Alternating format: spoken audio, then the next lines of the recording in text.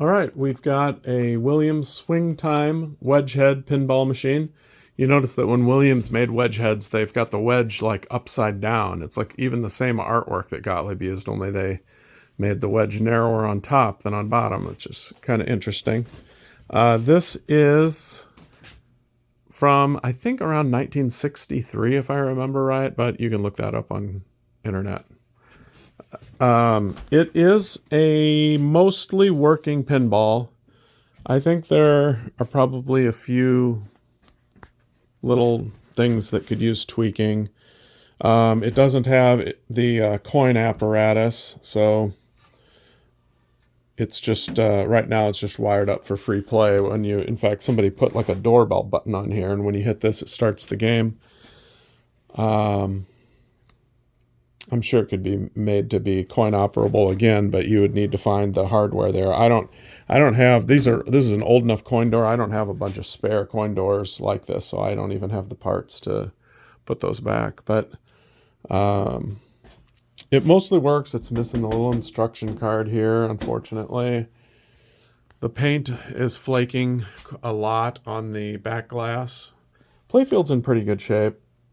It's got, I think, what they call planking. I think that's what these little stripes are underneath the paint. But other than that, it really isn't too bad. The plastics are all really in great shape.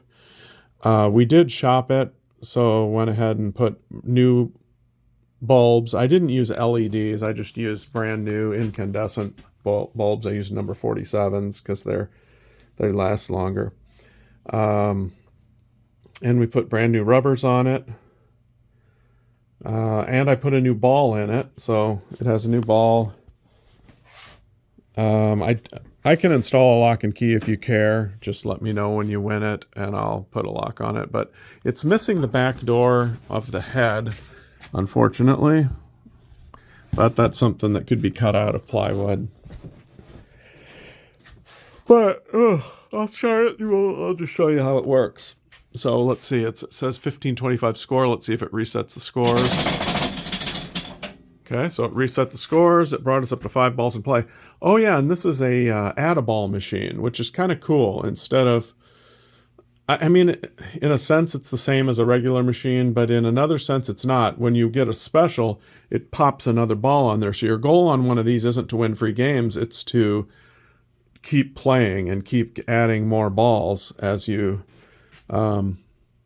accomplish things on the playfield or earn points. It pops extra balls on there for you so you can keep playing.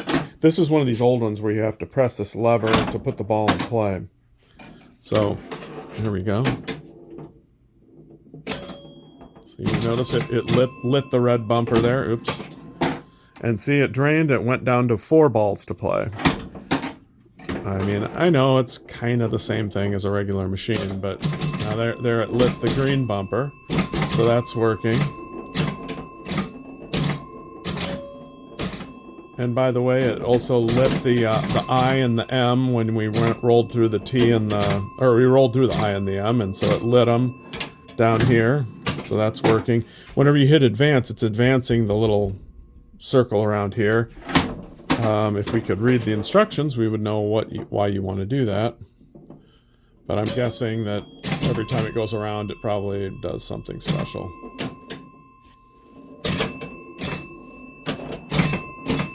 I just installed a brand new flipper coil on the left side just because the one that was on it had one of the windings was broken. So it's nice and strong. Both flippers are actually really nice and strong, as you can see. So scoring's working. Just went down to 2 balls to play. All right, it lit the E when we went through the E. We'll try and hit the T on the next one.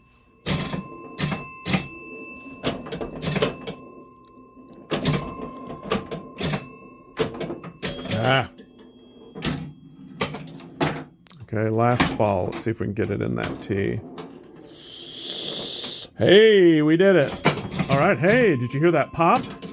So it gave the knocker and it bumped us up to 2 balls to play. So we got 1 free ball for spelling time. That's pretty cool.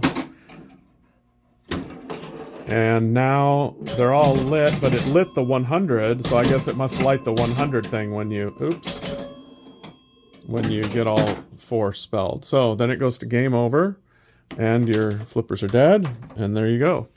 So it's basically a working machine. I don't know why I hesitate to say it's fully working.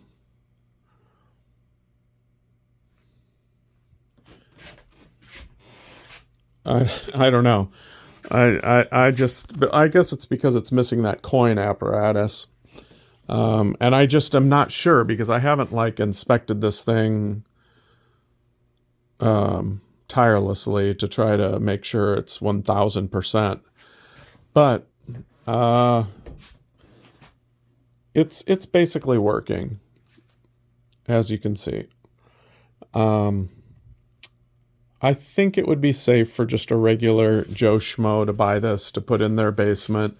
I think it would continue working. I don't know. I mean, I'd feel better, of course, if it went to somebody who was a pinball restoration guy or somebody that already had a bunch of pinballs and knew how to tinker.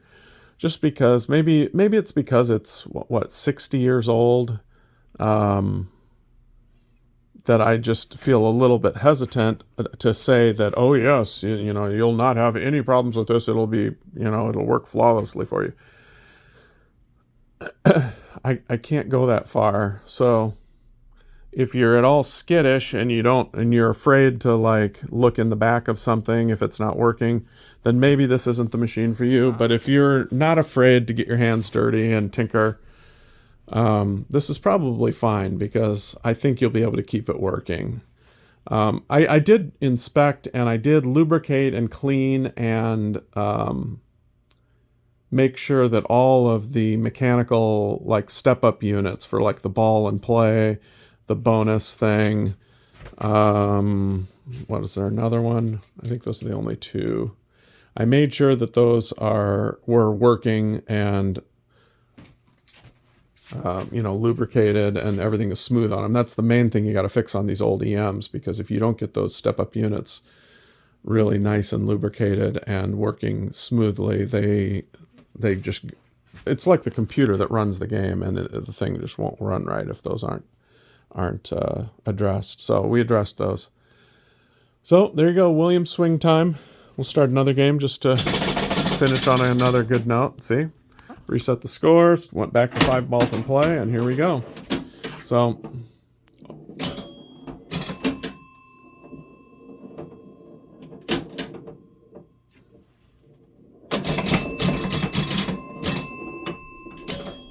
it's a cute little game. So, enjoy. Thanks.